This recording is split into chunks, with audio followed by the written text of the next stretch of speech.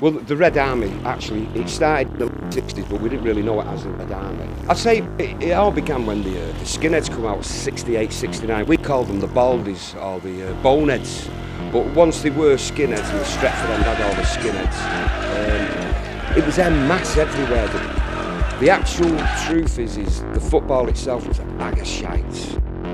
Because the Red Army was so big, and there was Cockney Reds and Coventry Reds and Carlisle Reds, whatever, when we become a bit more organised, so you became more international, I suppose. There's a lot of hooligans or thugs all over Britain who couldn't really latch onto their local team, and they just followed the Red Army, and they just became as much a part of the Red Army as the Colliers or the Ancoats lads, whether they're from Coventry or Carlisle, you know. I mean, we'd all just left school working on Smithfield Market, and we were like porters, working class lads at the end of the 60s. They had a bit of a shout in it, because it'd been the flower power, the free easy love, the mods had been there, but we could just go and get your old man's braces, your granddad's t-shirt, 3-button, pair of bobber boots, cheap second-hand ones from the Army and Navy stores, and off you went. You know, you could make a stamp on society. So I think it was the inner city working class lads were able to join in on something that was part of a revolution. It was all about taking the other people's ends. That's what it was all about, all the way into the 70s, really. That's when the Red Army's name was huge, yeah, and it carried on a little bit more, and it seemed to change around 77 when we went to Europe, because at that time when we went to Europe, punk was out, but actually we were Perry boys. We had a little bit of a fashion thing going there with the Ferry flicks, the Fred Perrys obviously. We used to wear like Levi drain pipes with All Stars, thinking we was cool, but when we come back from France 77 after the Saint Etienne, we'd helped ourselves to lowish jeans, cords, semi-flares, kickers, Lacostas, cardigans, and then there was a change. So from being the Perry boys, coming into the 80s, it started to get a bit more organised, and it was the intercity jibbers that became our crew. So every newspaper on Sundays, you knew the papers had it, but you wanted the locals to, you know, sort of tremble in fear that the Red Army's here again. By the time the Red Army specials rolled into town, the police couldn't even cordon it off. You just burst through the police ranks, and they try the best, and it was exciting time, to say the truth. And I must say, I mean, I've been arrested quite a lot of times in that time, and all the courts would do would give you 20, 30 pound fines and stuff like that. It was very rare. You'd need to go to court 5, 6, 7, 8 times before they think about sending you detention or Barstow, which is where we all ended up anyway. But we ended up in Barstow for our criminal activities, which we used the Red Army as like a cover. Well, the look then was we had Lacosta tops, cardigans, the Lois, the cords, the semi-flares, the kickers, kicker boots, kicker shoes, and threw away the Dunlop greens. But basically, the intercity jibbers were all ex-Barstow boys. There was a say they'd come out of Barstow around 76, 77, 78, and it was a perfect time for all these Barstow lads to, knowing that with the intercity jibbers you'd be travelling away and into Europe.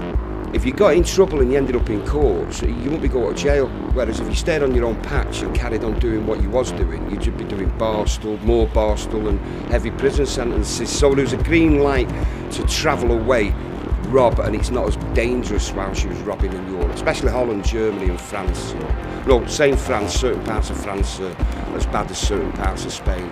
But Luxembourg with England, there's another one. You know, places like that, it was... if you did get prison, you'd be out within a few weeks. I'd say it come to an end 85 when I moved after we beat Everton, stopped another Scouts treble. Around 84, 85, I'd say that's when it had come to the end.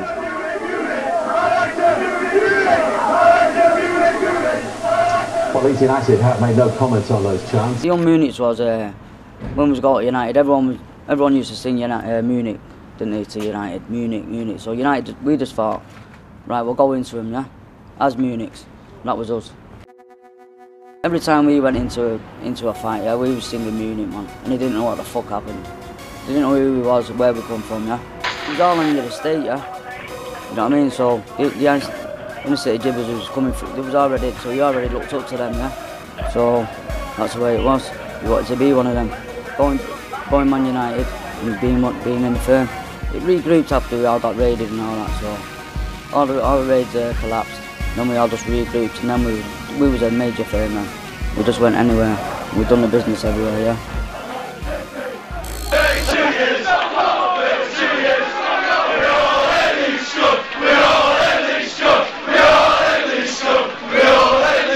See now the police and what appears to be a section of the Manchester United support involved in a really vicious skirmish. I said there was about 2 firms, yeah, and that was it. On my side, yeah, there was the Munichs, young Munichs, and the Men in Black.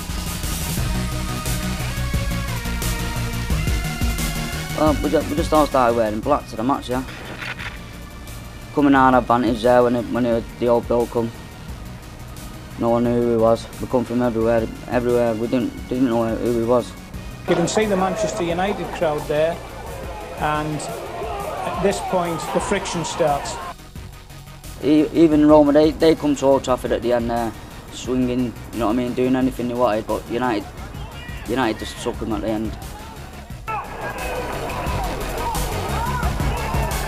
These are quite disturbing images. There are 1 or 2 supporters who've received some extremely serious looking injuries. We was just untouchable then. That firm was the bollocks, man.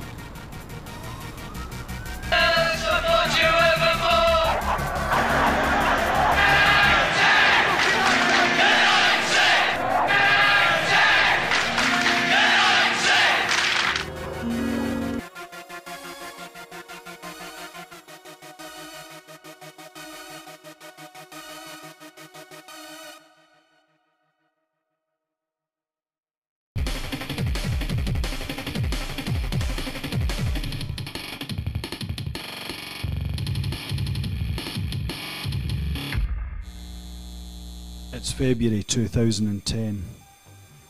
Chelsea against Cardiff in the FA Cup 5th round brings together 2 of the most feared hooligan firms in the UK. The Chelsea Headhunters and Cardiff's Soul Crew, who square up not far from Stamford Bridge. First of all, you're not just talking about Chelsea and Cardiff, you're talking about England and Wales. It's a Category C game, so I've been told